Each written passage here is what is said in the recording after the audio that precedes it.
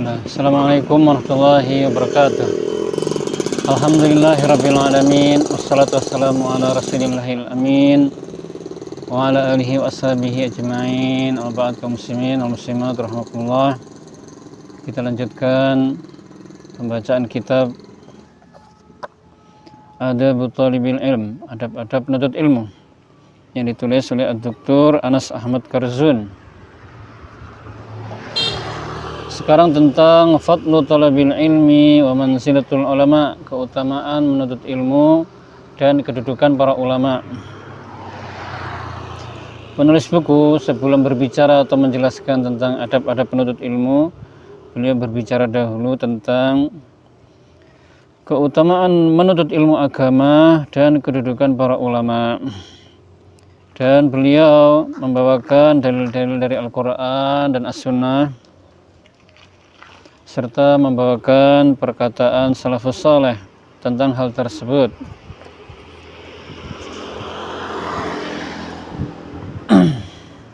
Dalil-dalil dari Al-Quran, al-ayatul Qur'aniyatu fi fadli talabil ilmi wa manzilatil ulama. Ayat-ayat Quran tentang keutamaan menuntut ilmu dan kedudukan para ulama. Qala Allah Ta'ala, qul hal yastawil ladzina ya'lamuna wal ladzina la ya'lamun. Katakanlah Muhammad, apakah sama orang yang mengetahui dengan orang yang tidak mengetahui? Tentu tidak sama, kaum muslimin.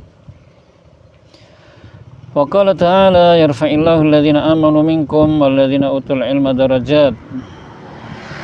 Allah meninggikan derajat orang yang beriman dan orang yang berilmu di antara kalian beberapa derajat. Orang yang berilmu ditinggikan derajatnya oleh Allah Subhanahu wa taala di dunia dan di akhirat. Di dunia yaitu kedudukan mereka tinggi, citra mereka baik di mata masyarakat. Dan di hari kiamat mereka mendapatkan surga yang tinggi.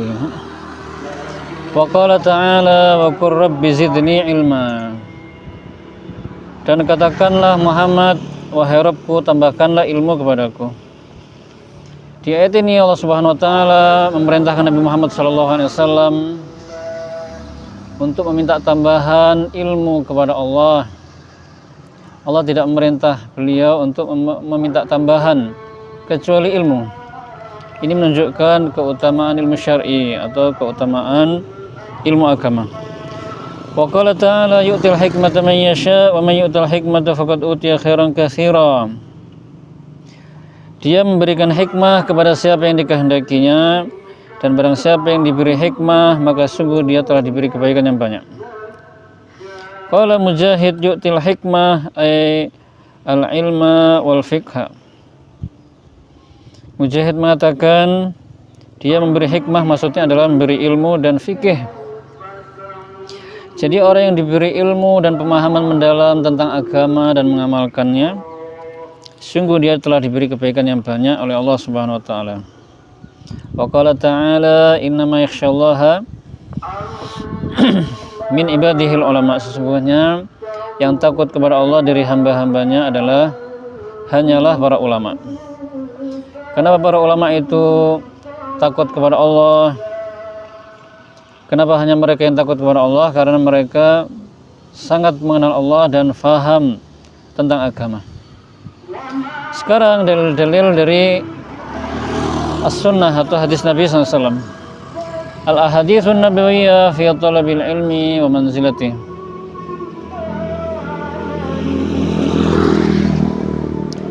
Hadis-hadis Nabi tentang menuntut ilmu dan kedudukannya. Di sini disebutkan beberapa hadis, akan tapi saya ambilkan dua saja, kaum muslimin, yang insyaallah sudah mewakili. Yang pertama, an Muawiyah radhiyallahu anhu qala, sami'tu Rasulullah sallallahu alaihi wasallam yaqul, man yuridillahu bi khairan yufaqihu fiddin. Rawahul Bukhari Muslim. Siapa yang dikehendaki kebaikan oleh Allah, maka dia akan memahamkannya dalam perkara agama.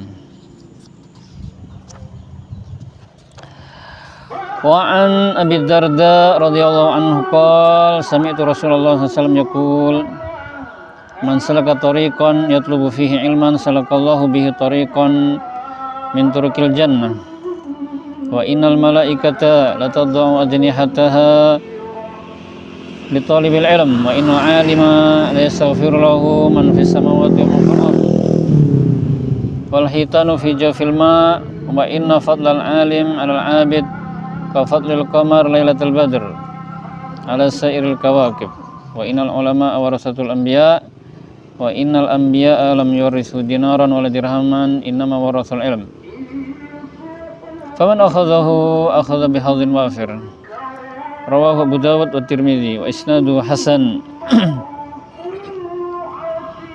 kama qala Syekh Abdul Qadir Al-Arnaud. Barang siapa menempuh satu jalan untuk menuntut ilmu, maksudnya ilmu agama, maka Allah mudahkan baginya jalan menuju surga. Dan sesungguhnya para malaikat membentangkan sayap-sayapnya untuk menuntut ilmu. Dan sesungguhnya orang yang alim akan dimintakan ampunan baginya oleh makhluk yang di langit dan makhluk yang di bumi. Dan ikan paus yang ada dalam laut juga memintakan ampunan untuk mereka. Dan sesungguhnya keutamaan orang yang alim atas orang yang abid seperti keutamaan bulan pada malam purnama atas seluruh bintang-bintang. Dan sesungguhnya para ulama adalah pewaris para nabi. Dan sesungguhnya para nabi itu tidak mewariskan dinar dan dirham. Sesungguhnya mereka mewariskan ilmu, maka barang siapa yang mengambilnya, sungguh dia telah mengambil bagian yang besar, yang banyak. Mungkin sampai sini dulu kaum muslimin, mudah-mudahan bermanfaat. Assalamualaikum warahmatullahi wabarakatuh.